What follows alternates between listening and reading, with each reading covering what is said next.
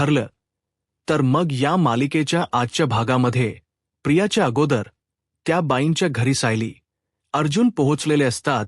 अर्जुन सायलीला म्हणतो आपलं काम झालं आणि आता काहीच टेन्शन नाही असं म्हणत सायली अर्जुन तिथून निघून जातात. आता प्रिया इथे त्या बाईंच्या घरी पोहोचलेली असते. पहा तर दरवाजाला लॉक असतं. ते पाहून प्रिया म्हणते आता ही बाई दरवाजा बंद करून लॉक करून नक्की कुठे तडमरायला गेली आहे. कुठे गेली असेल नक्की ही पनवेल सोडून जर गेली असेल तर खरंच बरं होईल. म्हणजे मला हिला पैसे द्यायची तरी गरज नाही. पण नक्की कुठे गेली असेल सायली. अर्जुनला तर सापडली नसेल ना. तर त्याच वेळी प्रिया समोरून एक दादा जात असतात. प्रिया त्यांना थांबवते आणि विचारते तुम्ही इथेच राहता ना. तर ते दादा प्रियाला म्हणतात की हो मी पुढच्या खोलीत राहतो. तर आता प्रिया म्हणते मग या इथे खोलीत राहणाऱ्या ताई कुठे आहेत माहीत आहेत का. म्हणजे त्या बाई कुठे गेल्या आहेत कधी येणार याबद्दल तुम्हाला माहीत आहे का. तर ते दादा म्हणतात नाही त्याबद्दल मला काहीच माहीत नाही असं म्हणत ते तिथून निघून जाणार. परंतु प्रिया त्यांना थांबवते आणि म्हणू लागते मग माझं एक छोटं काम कराल का. म्हणजे माझं महत्वाचं काम होतं म्हणून मी तुम्हाला म्हणते प्लीज माझं काम कराल का. त्या बाई जर परत इथे आल्या तर तुम्ही मला फोन कराल का. तर प्रिया असं विचारताच ते दादा काहीच बोलत नाही. प्रिया त्यांना रिक्वेस्ट करू लागते. त्यावेळी ते म्हणतात बरं चालेल. तर आता प्रिया म्हणते मग माझा नंबर घ्या. आता प्रिया त्या दादांना आपला नंबर देते. त्यांच्या समोर हात जोडत विनंती करते आणि म्हणू लागते त्या बाई जर इथे आल्या ना तर प्लीज मला नक्की फोन करा. दादा म्हणतात की हो नक्की करेन असं म्हणत ते तिथून निघून जातात. प्रिया विचार करत म्हणते नक्की ही बाई कुठे गेली असेल. आता हिला मी कुठे शोधू. सायली अर्जुनच्या हाती तर लागली नसेल ना. प्रियाच्या मनात असंख्य प्रश्न उभे असतात. परंतु प्रियाच्या हातून मात्र ती बाई सुटलेली असते. तर दुसरीकडे पाहायला मिळतं सायली अर्जुन त्या बाईंना एका दुसऱ्या घरी घेऊन येतात. अर्जुन म्हणतो या ना. तर आता अर्जुन त्यांना विचारतो कसं वाटलं घर. त्या बाई म्हणू लागतात खरंच खूप छान आहे. तर सायली त्यांना म्हणते तुम्हाला लागतील त्या सगळ्या वस्तू मी अगोदरच आणून ठेवल्या आहेत. तुम्हाला गरजेला पडतील त्या सगळ्या वस्तू इथे आहेत. पण जर अजून काही लागलं तर अगदी निसंकोचपणे मला सांगा. मला फोन करा मी तुम्हाला ते आणून देईन. पण तुम्ही घराबाहेर पडू नका. जर काही महत्वाचं काम नसेल तर प्लीज घराबाहेर पडू नका. तर त्या बाई म्हणतात की नाही मी कुठेही जाणार नाही. खरंच थक्यू तुम्ही इतकं सगळं माझ्यासाठी करताय. अर्जुन म्हणतो पण तुम्ही एक काम कराल का. तुम्हाला जर बबलीबद्दल काही आठवलं तर मला नक्कीच फोन करा असं म्हणत सायली अर्जुन तिथून निघणार. परंतु त्या बाई सायली अर्जुनला थांबवतात आणि म्हणू लागतात थांबा मला ना तुम्हाला काहीतरी दाखवायचं आहे असं म्हणत त्यांच्याजवळ असणारा तो पेपर ते अर्जुनच्या हातात देतात. अर्जुन म्हणतो पोलीस कंप्लेंट. हा तर FIRचा कागद आहे. ही पोलीस कंप्लेंटची कॉपी आहे.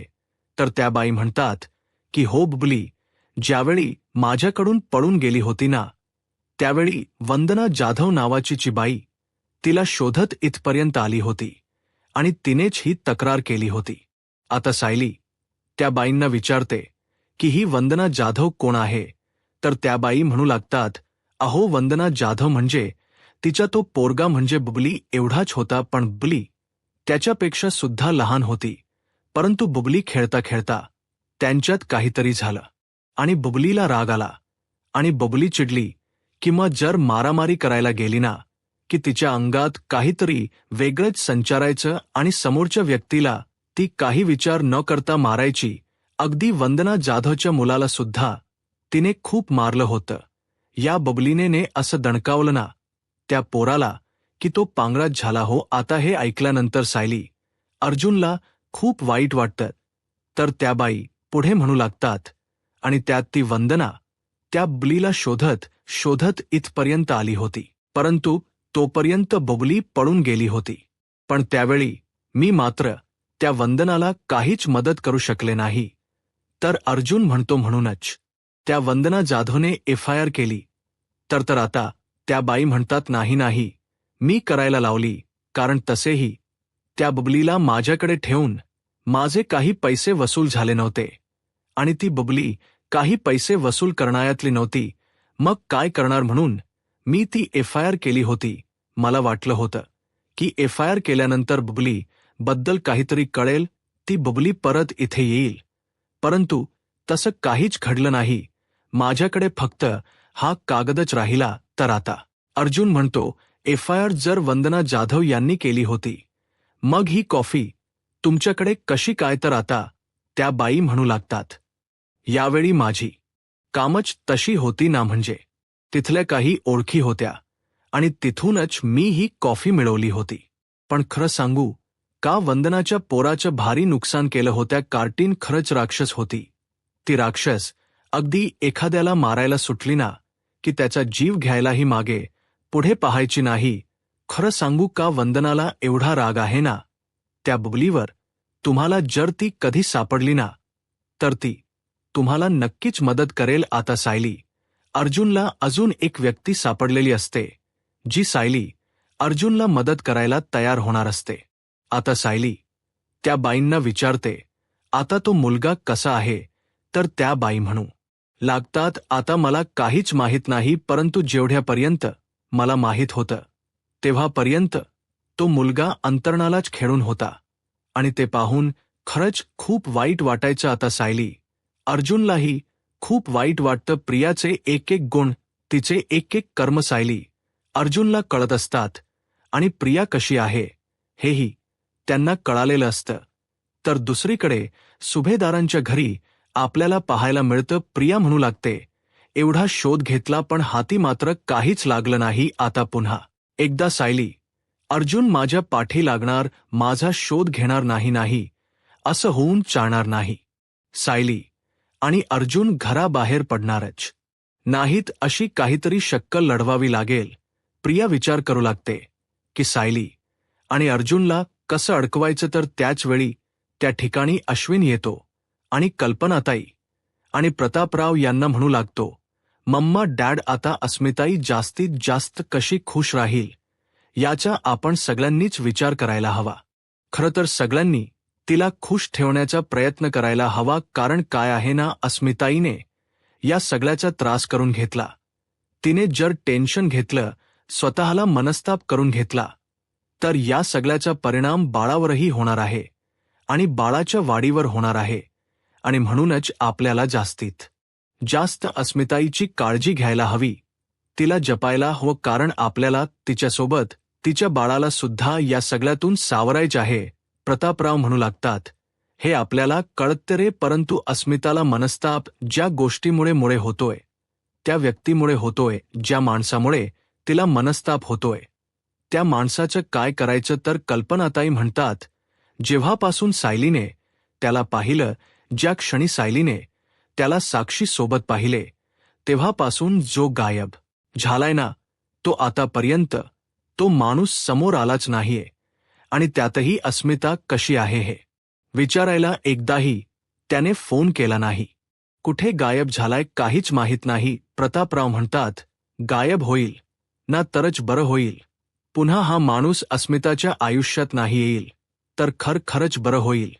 तर अश्विन म्हणू लागतो, आता आपण एक काम करूया, यापुढे अस्मिताईच्या समोर हा विषयच काढूया नको, म्हणजे अस्मिताईला या असल्या गोष्टीचा मनस्तापही होणार नाही आणि या माणसाचा ते विचारही करणार नाही, असं म्हणत अश्विन सगळ्यांना समजावत असतो.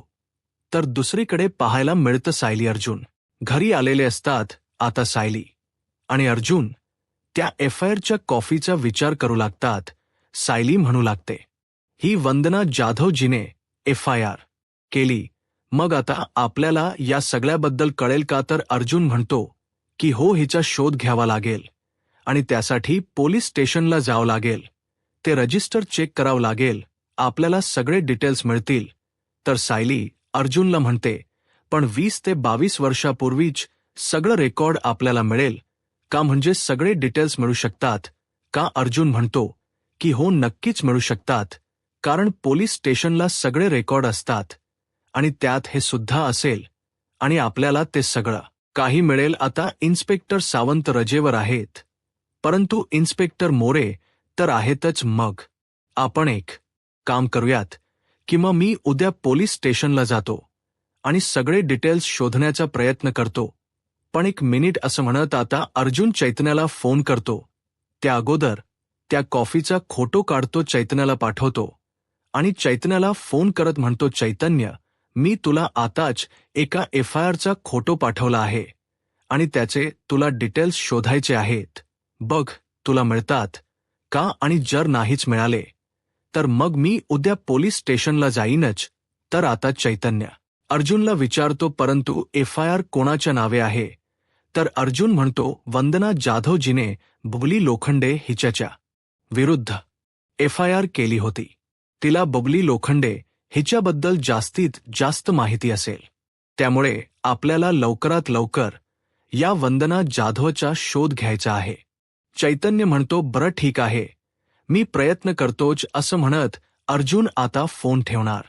सायली म्हणते, एक मिनिट स्पीकरवर ठेवा ना. असं म्हणत आता सायली फोन स्पीकरवर ठेवते आणि चैतन्याला म्हणते, चैतन्य भाऊजी, सचिन भाऊजी आणि साक्षीबद्दल काही कळायलाय का? म्हणजे पोलिसांनी काही शोध घेतलाय का? आता मात्र चैतन्याला काय बोलावं काहीच कळत नसतं. चैतन्य शांतच होतो.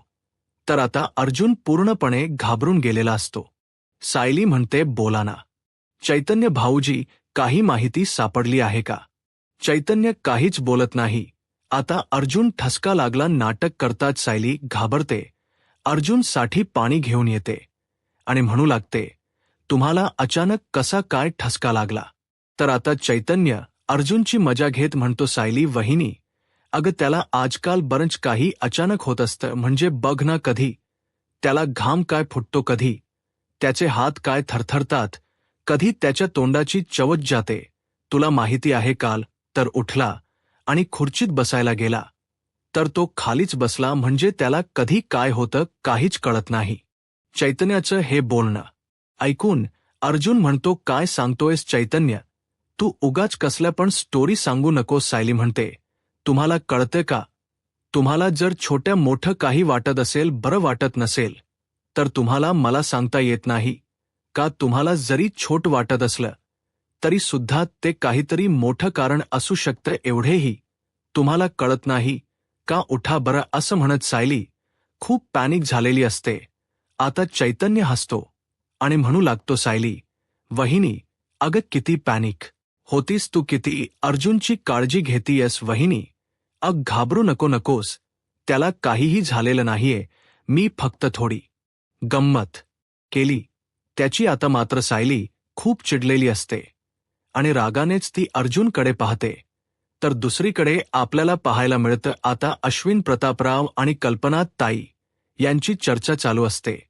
तर प्रिया इकडे विचार करत असते की सायली अर्जुनला कसं अडकवता येईल, आणि म्हणूनच ती विमलला विचारते, विमल म्हणजे बघ ना, एखादी बाई म्हणजे मुलगी प्रेग्नेंट असेल तर तीच डोहाळे जेवण वगैरे केलं जातं, परंतु जर बाळ झाल्यानंतर अशी कोणती प्रथा वगैरे असते का? तर आता विमल म्हणते, असतात ना, भरपूर अशा प्रथा असतात.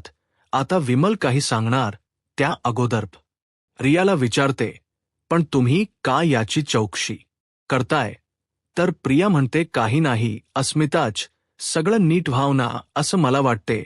ती आनंदात असावी यासाठी. आता विमलताई प्रियाला चांगलंच ओळखतात. आता विमलताई प्रियाला काही सांगत नसतात.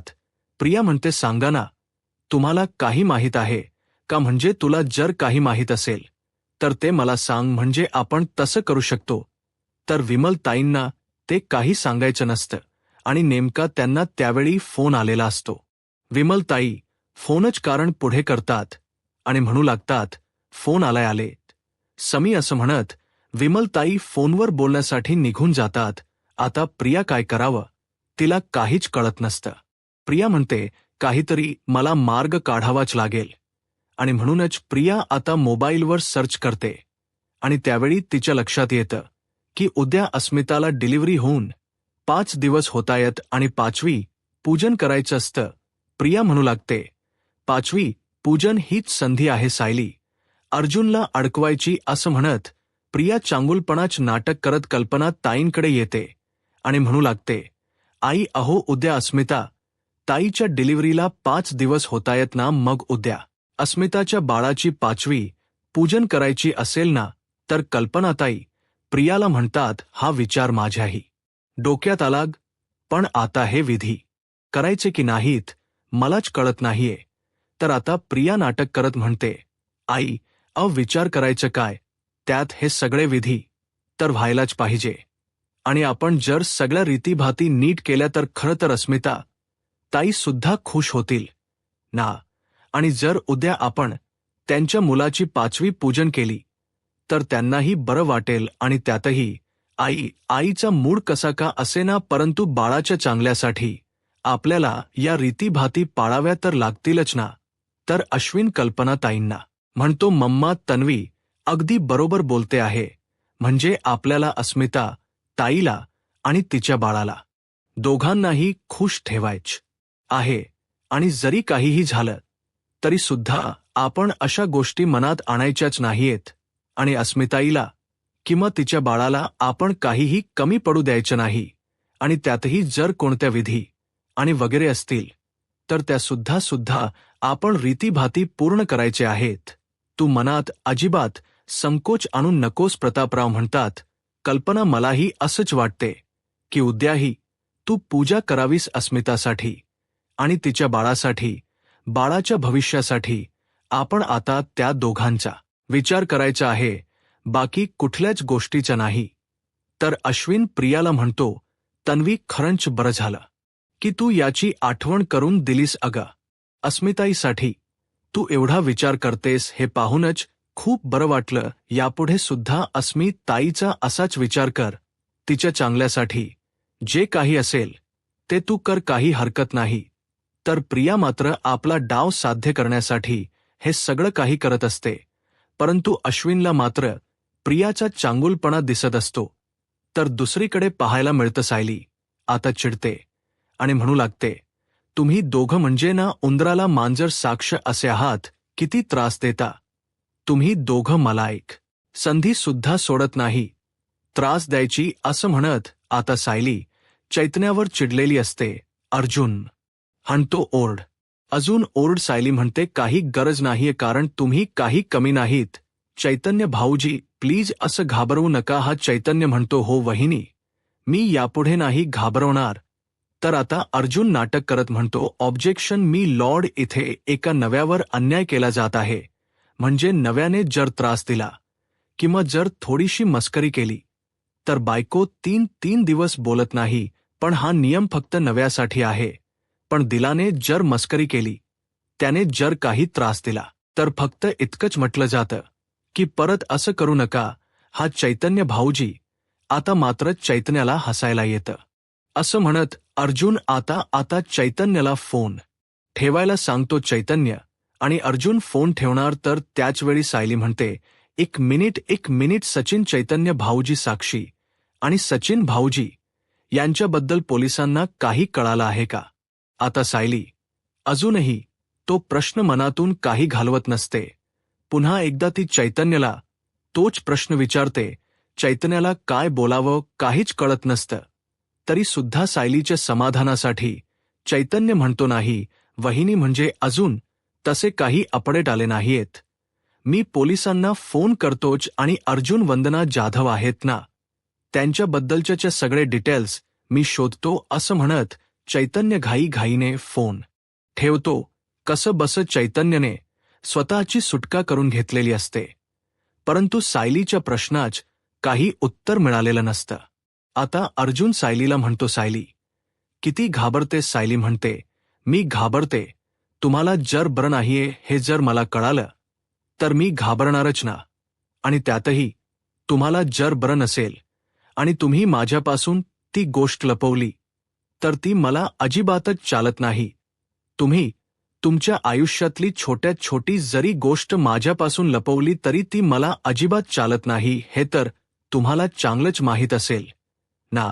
आता मात्र अर्जुन घाबरून जातो, कारण सायलीपासून अर्जुनने खूप मोठं सत्य लपवलेलं असतं. तर आता अर्जुन म्हणतो, हो मी काही लपवणार आहे. सायली म्हणते, आता आपल्याला वंदना जाधवचा शोध घ्यायला हो, तर अर्जुन म्हणू लागतो की हो, लवकरात लवकर आपल्याला त्या वंदना जाधवला शोधावं लागेल. प्रिया तिला गायब करण्या अगोदर, कारण ज्याप्रमाणे तिने सदा आणि मैना यांना गायब केलं, त्यांना पनवेलमधून घालवलं, तसं ती उद्या वंदना जाधव हिला सुद्धा घालवू शकते. तर आता हे ऐकताच सायली अर्जुनला म्हणते, पण वंदना जाधवबद्दल प्रियाला कसं कळणार? तर अर्जुन सायलीला म्हणतो, आपल्याला तिच्या 4 पाऊल पुढेच राहायला हवं. आपण असं समजायला हवं की प्रियाला ह्या सगळ्याबद्दल अगोदरच माहीत आहे आणि तशी आपल्याला पावलं उचलायला हवीत. सायली म्हणते, अगदी बरोबर बोलताय तुम्ही. अर्जुन म्हणतो, उद्याच पोलीस स्टेशनला जाऊन मी सगळ्या गोष्टींचा शोध घेईन. तर सायली अर्जुनाला म्हणते, चैतन्य भाऊजींना जर वंदना जाधवबद्दल काही कळालं नाही तर तुम्ही पोलीस स्टेशनला उद्या जा आणि सगळ्या गोष्टी शोधा. तर आता अर्जुन म्हणतो की हो, ठरलं. तर मग उद्याच मिशन वंदना जाधव असं म्हण. सायली अर्जुन आता पुढचा शोध घ्यायचा ठरवतात. तर त्याचवेळी कल्पनाताई सायलीला आवाज देतात. सायली म्हणते, आलेच आई, असं म्हणत आता सायली बाहेर पडते. तर दुसरीकडे पाहायला मिळतं, सचिन अजूनही साक्षीच्याच घरी असतो. आता साक्षी सचिनच्या मांडीवर डोक ठेवत सचिनला विचारते, सचिन, अरे तुझा आवडता रंग कोणता आहे? सचिन विचारतो, काय? साक्षी म्हणते, अरे सांग रे. सचिन म्हणतो, ब्लू. तर त्यानंतर साक्षी सचिनला विचारते, तुझा आवडता पदार्थ? सचिन म्हणतो, अगं काय चाललंय हे? साक्षी म्हणते, काही नाही रे, मी ऑनलाईन चेक करते की आपण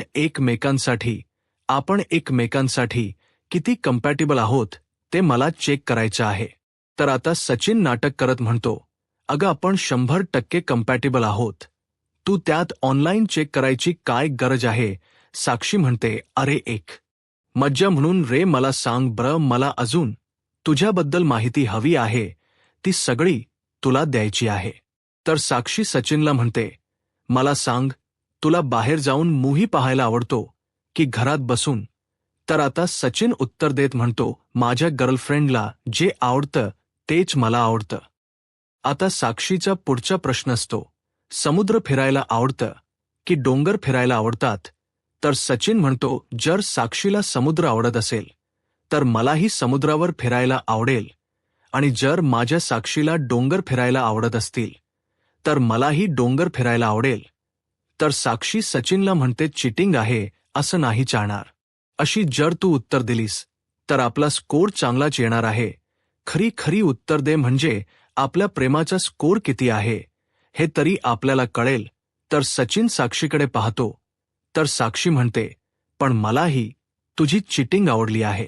पण सो मला सांग, तुला जर अशी मोठी रक्कम मिळाली तर तू त्याचं काय करशील? आता सचिनला काय उत्तर द्यावं काहीच कळत नाही. सचिन नाटक करत म्हणतो, माझं ना डोकं ठणकायला लागलं आहे. तो विषय जरी काढला ना तरी मला त्रास होतो. कॅनडाच्या बकांमध्ये माझे लाखो पैसे तिथेच अडकून राहिले आहेत आणि मला कर्ज फेडायचं. मी काय करू, मला काहीच कळत नाहीये.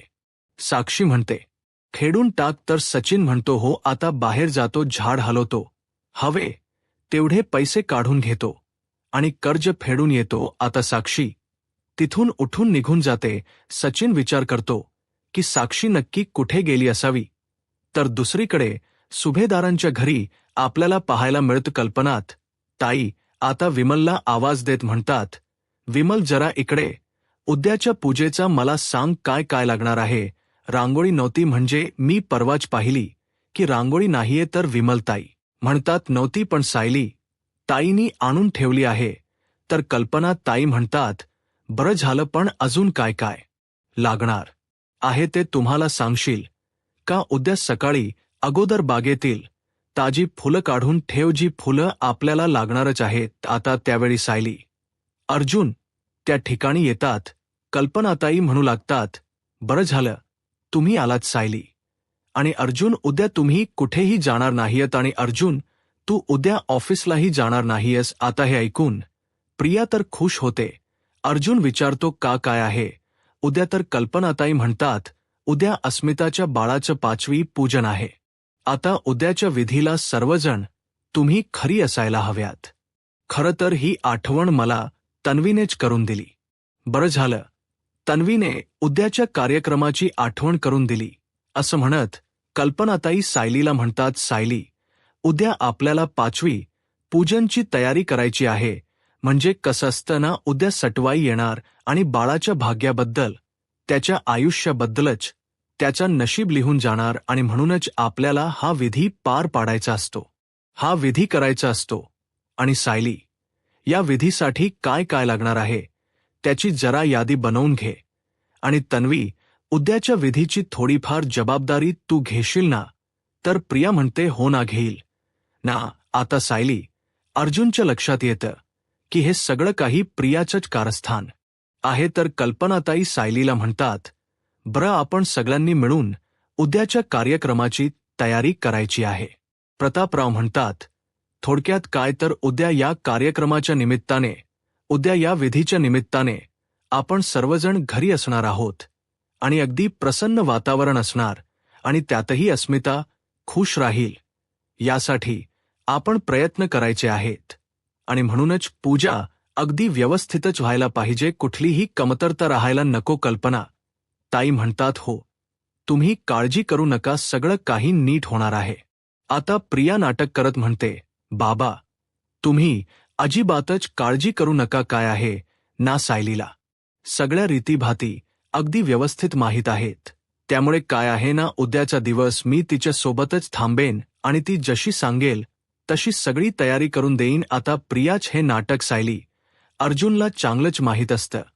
तर प्रिया पुढे नाटक करत म्हणते, आणि हो, उद्या स्वयंपाक घरात मात्र मी अजिबात लुडबुड करणार नाही, कारण मला माहीत आहे सायलीसारखा आणि आईसारखा स्वयंपाक मला अजिबात बनवता येत नाही. तर कल्पना ताई म्हणतात, हो, चालेल ना, उद्यासाठी जी काही लिस्ट लागेल ती मी आणि विमल लिस्ट बनवतो. सायली, तू बाकी सगळी तयारी करशील ना? तर सायली होकार देते. अर्जुन सायलीला म्हणतो, उद्या आपल्याला पोलीस स्टेशनला जायचं होतं. त्या वंदना जाधवचा शोध घ्यायचा होता. तर सायली अर्जुनला म्हणते, आपण यातून काहीतरी मार्ग काढू, परंतु पूजा ही तितकीच महत्वाची आहे. तर अर्जुन म्हणतो, अगं, तर कल्पना ताई सायली अर्जुनकडे पाहतात आणि म्हणतात, काय चाललंय, तुम्ही काय बोलताय दोघं? तर सायली म्हणते, आई, हेच म्हणत होतो की उद्यासाठी जे काही सामान लागणार त्याची तुम्ही यादी मला बनवून द्या, मग मी आणि हे दोघेही जाऊ ना सामान आणण्यासाठी. अर्जुन म्हणतो, हा, जाऊ ना. तर आता प्रिया नाटक करत म्हणते, अरे, तुम्हा दोघांना जायची काय गरज आहे, विमल आणेन ना. काय, विमल आणशील ना सगळं साहित्य? तर विमल ताई होकार देतात. तर सायली म्हणते, पण अस्मिता ताईसाठी साडी सुद्धा घ्यावी लागेल ना, आणि लहान बाळांचे कपडे, लहान बाळांचे कपडे तर इतके क्यूट क्यूट असतात ना, बघितल्यानंतर कोणते घेऊ आणि कोणते नको असंच होत असतं. कल्पना ताई म्हणतात, सायली, अग, पुरे बाळासाठी किती शॉपिंग करशील?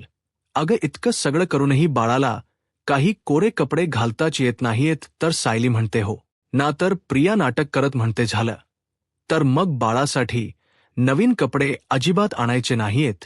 तर प्रतापराव म्हणतात, थांबा थांबा, अरे, त्या सायलीच्या चेहऱ्याकडे तरी बघा, बाळाला नवीन कपडे आणायचे म्हटल्यावर तिचा चेहरा कसा खुललाय तो बघा. तर विमलताई म्हणतात, हो हो, अगदी खरं आहे, बाळाला काही घ्यायचं म्हटलं किंवा बाळाचं नाव जरी काढलं ना तरी सायली ताईंचा चेहरा असा एवढा छान खुलतो ना. तर कल्पना ताई म्हणतात, चला, तर मग आता तुम्हाला दोघांना मनावर घ्यावं लागेल. तर आता अर्जुन सायलीकडे पाहतो आणि म्हणू लागतो, मी तर एका पायावर तयार आहे फक्त. बायकोने एकदा होकार दिला म्हणजे झालं. आता सायली अर्जुनला चांगला चिमटा काढते आणि अर्जुनला गप्प बसायला सांगते. तर कल्पना ताई म्हणतात, अरे, याच गोड बातमीची मी केव्हापासून वाट बघते. कधी एकदा तुम्ही बातमी देता या क्षणासाठी मी खरंच आतुर झाले आहे. आता विषय बदलत सायली म्हणते, अस्मिता ताईंना दूध द्यायचं असेल ना, थांबा, दूध थंड झालं असेल, मी देऊन येते. असं म्हणत सायली तिथून पळ काढते. कल्पना ताई म्हणतात, सायली, अग, आता का पळ काढतेस, गोड बातमी कधी देतेस ते सांग. असं म्हणत सर्वजण हसू लागतात, तर दुसरीकडे पाहायला मिळते इकडे साक्षीच्या घरी सचिनची वाट पाहत असतो आणि त्यावेळी साक्षी पैसे घेऊन येत म्हणते, हे घे 5 लाख रुपये आहेत. तर सचिन म्हणतो, पण मला तर 10 लाखांची गरज होती. साक्षी म्हणते, हो मला माहीत आहे, परंतु कसं आहे ना, मी जर तुला सगळे पैसे एकदम दिले आणि तू जर इथून पळून गेलास तर पुन्हा आलाच नाहीस तर सचिन म्हणतो, साक्षी म्हणजे तुझा माझ्यावर विश्वास नाही का?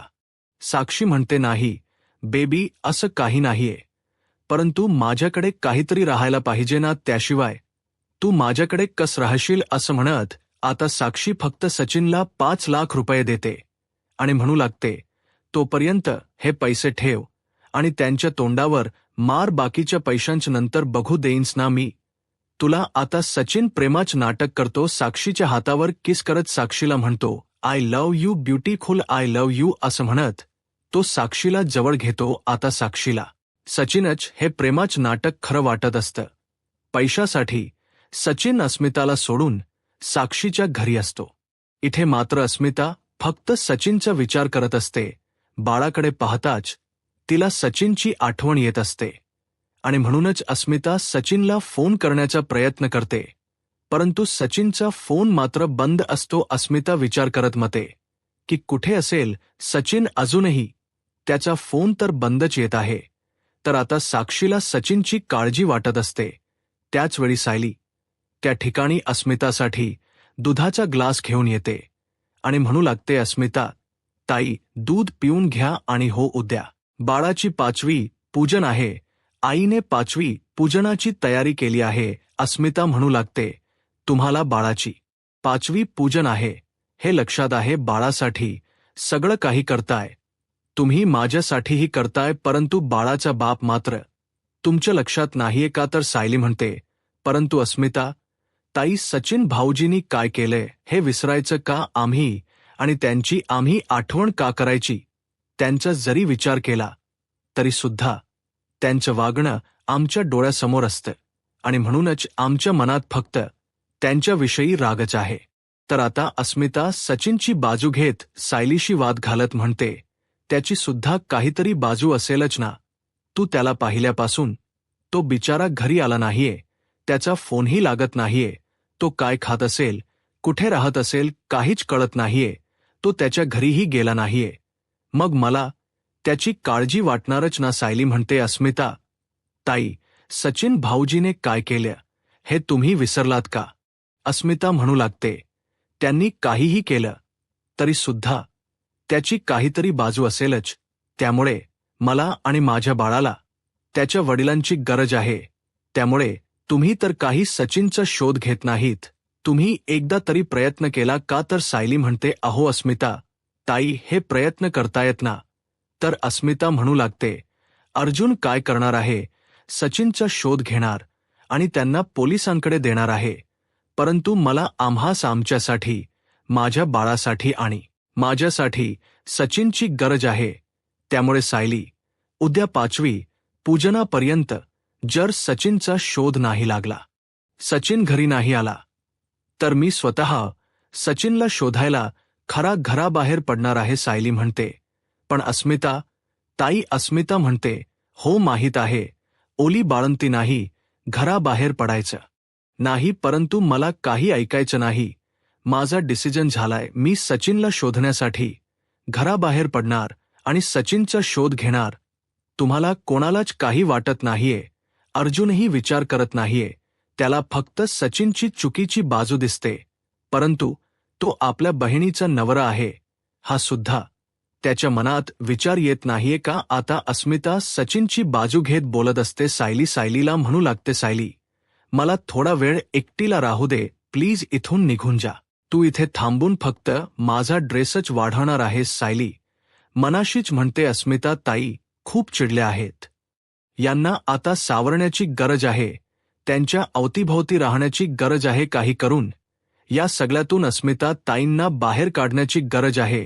त्यामुळे उद्या यांच्यासोबत मला पोलीस स्टेशनला जाता येणार नाही. अस्मिता म्हणते, सायली तू इथे उभी का आहेस, जा बर इथून प्लीज जा, असं म्हणत ती सायलीला तिथून जायला सांगते, तर दुसरीकडे पाहायला मिळत प्रियाने पार्सल ऑर्डर केलेलं असतं आणि ती नूडल्स खात असते आणि म्हणू लागते, याला म्हणतात स्वर्गसुख. कितीतरी दिवसानंतर माझ्या मनासारखं होते सायली. अर्जुन आता मात्र खरातच अडकून पडणार आहेत. माझा प्लॅन यशस्वी झाला. आता तर सायली अर्जुनला काही खराबाहेर पडताच येणार नाही. पण मला ती एकदा बाई सापडू देत. एकदा का ती सापडली ना, की मग तिला सुद्धा सदा महिनासारखं गायब करणार.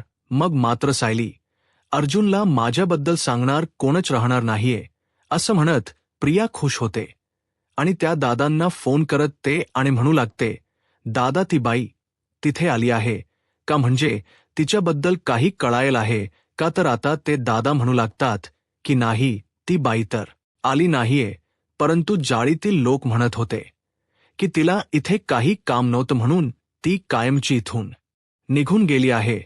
ती वाटत मुंबईला गेली आणि परत इथे येणारच नाही. आता हे ऐकून प्रिया खुश होते आणि म्हणू लागते, थँक हा दादा. असं म्हणत प्रिया खुश होत फोन ठेवते आणि म्हणू लागते, झालं म्हणजे माझं हेही काम झालं. आता मात्र सायली अर्जुनला माझ्याबद्दल सांगणार कोणीच उरलं नाहीये.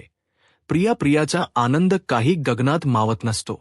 आता ती बाई स्वतःहूनच शहर सोडून गेली ही बातमी ऐकून तर प्रिया खूप खुश झालेली असते. प्रियाला वाटतं की सायली अर्जुनला आता कुठून काहीच कळणार नाही. तर दुसरीकडे पाहायला मिळतं अर्जुन विचार करत असतो की उद्या घराबाहेर कसं पडायचं. तर त्याचवेळी त्या ठिकाणी सायली येते. तर सायली येताच आता अर्जुन म्हणतो, काय चाललं हे मम्माने आता कसली पूजा काढली आपल्याला. तर उद्या पोलीस स्टेशनला जायचं आहे ना. सायली म्हणते, तुम्ही एक काम करा, तुम्ही चैतन्य भाऊजी सोबत जा. मी अस्मिता ताई सोबत घरीच थांबते, कारण अस्मिता ताई सोबत कोणीतरी असायला हवं. अर्जुन म्हणतो, का काय झालंय अस्मिता ताई. तर आता ठीक आहे आणि बाळही ठीक आहे. मग तू असं का बोलतेस. सायली म्हणते, घरची पूजा आणि प्रियाबद्दलचा शोध या सगळ्याचा समतोल राखता आला पाहिजे. आता सायली काहीतरी लपवते हे अर्जुनच्या लक्षात येतं. अर्जुन म्हणतो, काय झालं, तू माझ्यापासून काहीतरी लपवतेस. काय घडलंय नक्की. तर आता घडलेला सर्व प्रकार सायली अर्जुनला सांगू लागते. आता हे ऐकताच अर्जुनचा संताप होतो. अर्जुन म्हणू लागतो, काय डोकं फिरलंय का. तिचं सचिन काय लायकीचा माणूस आहे हे घरात सगळ्यांना दिसले, मग तिला दिसत नाहीये का. त्याचा अखेर चालू आहे हे अस्मिताईला माहीत असून सुद्धा अस्मिताईला त्याचा शोध घ्यायचा आहे. अस्मिताई असं का बघते, मी असं होऊ देणार नाही. असं म्हणत अर्जुन फोन करायला घेतो. सायली अर्जुनला थांबवण्याचा प्रयत्न करते, परंतु अर्जुन काही थांबत नाही. अर्जुन चैतन्याला फोन करतो आणि अस्मिताच्या डिव्होर्स पेपरची तयारी करायला सांगतो आणि म्हणू लागतो, उद्याच्या उद्या मला डिव्होर्स पेपर हवे आहे. सायली म्हणते, ही काय करताय तुम्ही, प्लीज असं काहीही करू नका. अस्मिता ताई अजून एक धक्का नाही सहन करू शकत. तुम्हाला कळते का, प्लीज तुम्ही हे सगळं काही थांबवा. घरचं जे काही असेल ते मी बघेन. तुम्ही फक्त त्या प्रियाचा शोध घ्या. कळते का तुम्हाला. अस्मिता ताईने ह्या त्रासातून आपण नाही पाहू शकत आणि फक्त एका लग्नाचा किंवा संसाराचा विषय नाहीये, तर अस्मिता ताईंच्या बाळाचा विषय आहे. मी तुमच्या समोर हात जोडते, परंतु अर्जुनचा निर्णय झालेला असतो. अर्जुन मनाशीच म्हणतो, अस्मिता ताईला जो त्रास व्हायचाय तो एकदाच होऊन दे. परंतु आता डिव्होर्स होणारच, तर येणाऱ्या पुढील भागामध्ये आपल्याला पाहायला मिळत. अर्जुन अस्मिता समोर डिव्होर्स पेपर ठेवतो आणि म्हणू लागतो, अस्मिताई यावर सही कर. अस्मिता नकार देते आणि म्हणू लागते, मला माझा संसार वाचवायचा आहे, मी याच्यावर सही करणार नाही. सायली अर्जुनला म्हणते, मी तुम्हाला म्हणाले होते तरी सुद्धा तुम्ही यात पुढाकार घेतला. चैतन्य भाऊजी यांना आत्ताच्या आता इथून घेऊन जा आणि वंदना जाधवचा शोध घ्या. तर आता प्रिया पाहते तर फक्त सायलीच खरी असते. अर्जुन तर खरीच नसतो. प्रिया विचार करत म्हणते, सायली इथे आहे, मग अर्जुन कुठे गेला आहे. तर दुसरीकडे अर्जुन पोलीस स्टेशनला पोहोचलेला असतो. आता अर्जुनला वंदना जाधव हिच्याबद्दलचे डिटेल्स मिळालेले असतात. आता अर्जुन त्या डिटेल्सचा वापर करून वंदना जाधव कडून कोणच सत्य वधवून घेईल आणि प्रियाबद्दल अजून काही सत्य कळेल. यूट्यूब चॅनलला सबस्क्राईब करा